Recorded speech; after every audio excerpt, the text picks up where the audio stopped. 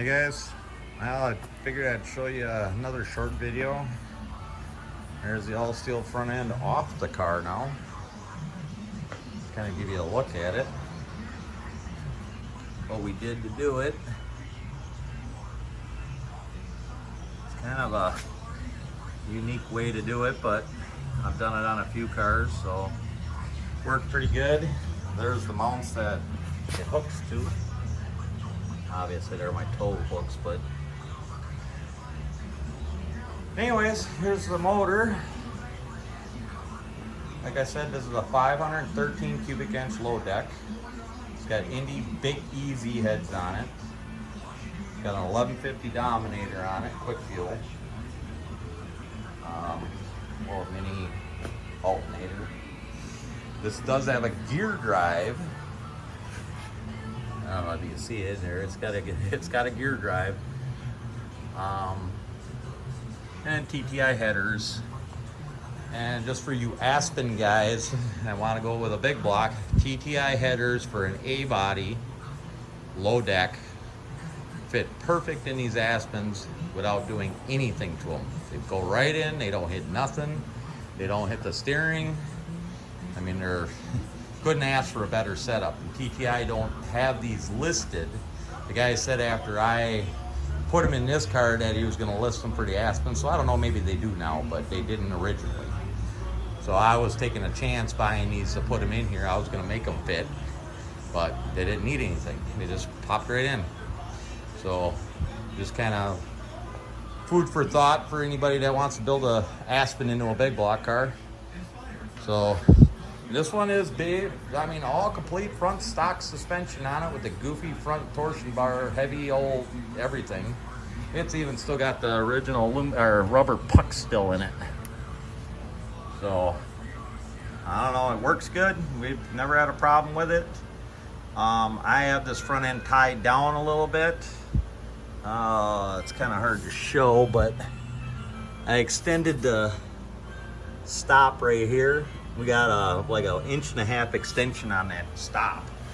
So when this car wants to pick the front end up, it can only pick it up maybe an inch.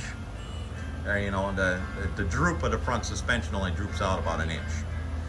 So it actually helps out if you've ever, I got one video on earlier in the channel if you want to watch it. I mean, the car launching it I mean, barely drops the front suspension out. Now I have some old videos, and I'm actually gonna put a picture up later on of the car before I did that, and you can kind of tell the difference of how far the front end drops out. But anyways, the idea behind the front end dropping out is if you got a car that wants to pull the front end up, and if you tie them down, it doesn't want to wheelie as high, if that makes sense, because you don't have the suspension pushing the front end up. For all you guys that already know that, I get it. But the ones that don't. So, well, that's the motor, and that's coming out. The reasoning behind it. When I originally got this motor, I put it in here, and it had an external oiling system on it.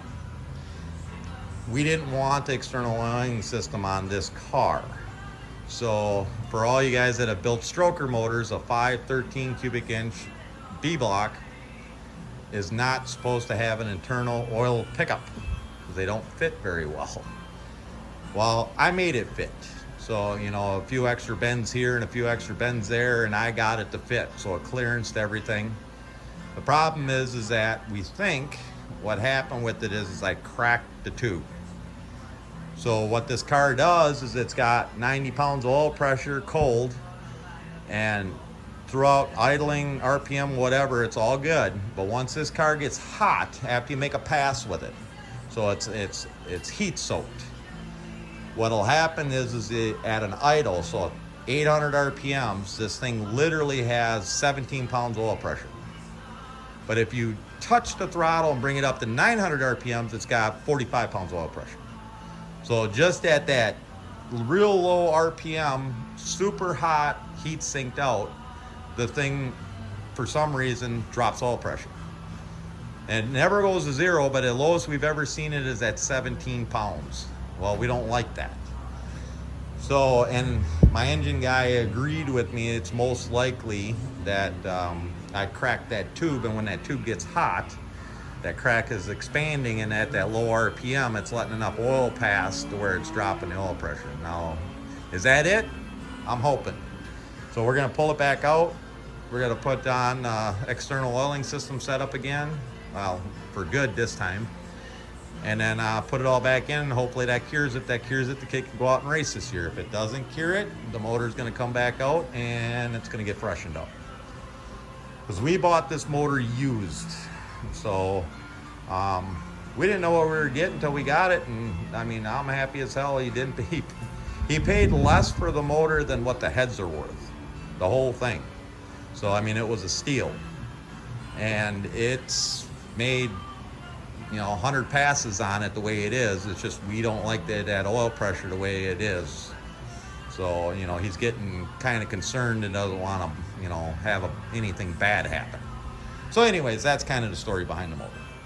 So I'll give you, I mean, I kind of walked around it already, but, give you a look in the trunk. I mean, this car is pretty unique, because it's tubbed. I mean, I made these little shock deals for it that holds the trunk open now, and battery covers off because the battery is a little on the low side, so I'm charging it. But, did everything on it. When I got the car, it needed to be completely recaged because the cage was horrible. And it's a ladder bar car. So, works good though. I mean, we've never had any complaints of how it goes down the track nice. This car does got kind of a weird deal to it. When we aligned it, this tire on this side, and the easiest way to look at it is look at it right here. See the gap? Got about that much. Now this side,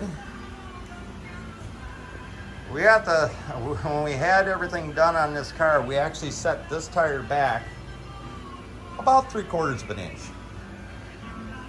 And it helps huge on the lights. And I got the idea from my dragster because we got a staggered front end on the dragster. So when I had them align this, I had to do it that way, and it works. The car goes nice and straight down the racetrack, and it's got a little more rollout.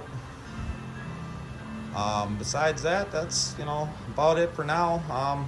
When I get the motor out, I'll go through what I'm saying and show you a little more on the bottom end with the tube and what I did to make that fit and everything. So, like I said, it's worked for 100 runs. It's just, we're just not real comfortable with that low oil pressure anymore. So it's time to see if this fixes it. If it fixes it, cool. If it doesn't, then the motor's going to get freshened.